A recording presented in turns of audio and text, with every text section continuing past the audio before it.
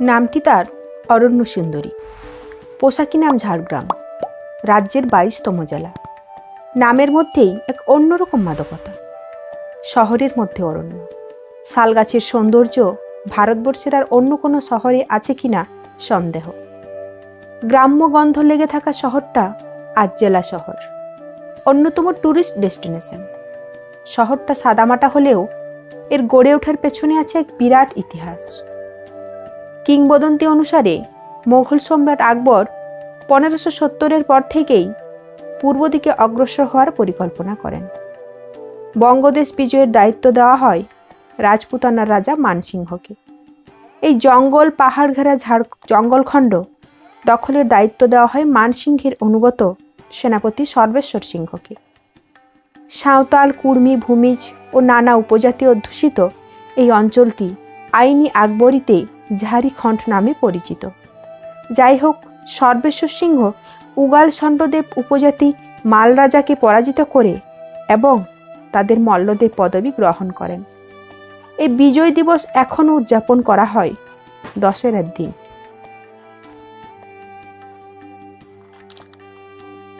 যুদ্ধ শেষে সর্বেশ্বর সিংহ আর রাজপুতানায় ফিরতে না চাইলে মানসিংহ তাকে জঙ্গলখণ্ডের দায়িত্ব দিয়ে যান আর তার ভাইকে দেন বর্তমান বিষ্ণুপুরের দায়িত্ব।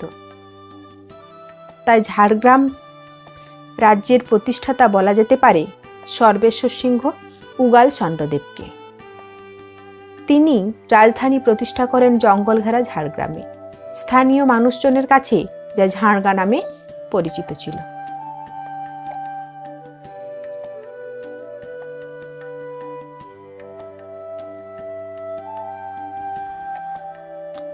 ঝাড়গ্রাম রাজপরিবারের স্বর্ণযুগ বলা হয় রাজা নরসিংহ মল্লদেবের রাজত্বকালকে, যিনি জন্মগ্রহণ করেন 1909 সালে এবং দায়িত্ব পান 1929 সালে। নরসিংহদেব মেদিনীপুর কলেজিয়েট স্কুল থেকে আইএ পাস করেন প্রথম বিভাগে, তারপর ভর্তি হন প্রেসিডেন্সি কলেজে। সেখান থেকে পাস করার পর ঝাড়গ্রামের উন্নতিকল্পে নরসিংহ তার শিক্ষক অধ্যাপক দেবেন্দ্রমোহন ভট্টাচার্যকে প্রশাসক হিসেবে নিয়োগ করেন। 1929 থেকে 50-এর মধ্যেই ঝাড়গ্রাম আধুনিক শহর হিসেবে গড়ে ওঠে। প্রতিষ্ঠিত হয় কুমুদ কুমারী ইনস্টিটিউশন, ঝাড়গ্রাম এগ্রিকালচারাল কলেজ, যা রূপান্তরিত হয় আজকের ঝাড়গ্রাম রাজ কলেজে। এছাড়াও প্রতিষ্ঠিত হয় বিদ্যাসাগর বাণী ভবন, বিদ্যাসাগর পলিটেকনিক কলেজ, সারদা বিদ্যাপীঠ। কিছুদিনের মধ্যেই গড়ে উঠবে ঝাড়গ্রাম বিশ্ববিদ্যালয় ও ঝাড়গ্রাম মেডিকেল কলেজ। বর্তমানে ঝাড়গ্রাম দক্ষিণবঙ্গের একটি গুরুত্বপূর্ণ জেলা শহর। এর অবস্থান 22.45 ডিগ্রি উত্তর অক্ষাংশ ও 86.98 ডিগ্রি পূর্ব দ্রাঘিমা রেখার উপর। আজ ঝাড়গ্রাম মানেই জঙ্গল, পাহাড়, পুরাতত্ত্ব।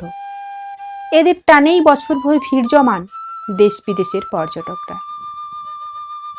আপনিও আসতে পারেন এই অরণ্য ঘেরা ঐতিহাসিক শহরে। শালবনের নির্জনতায় কাটিয়ে যেতে পারেন কটা দিন।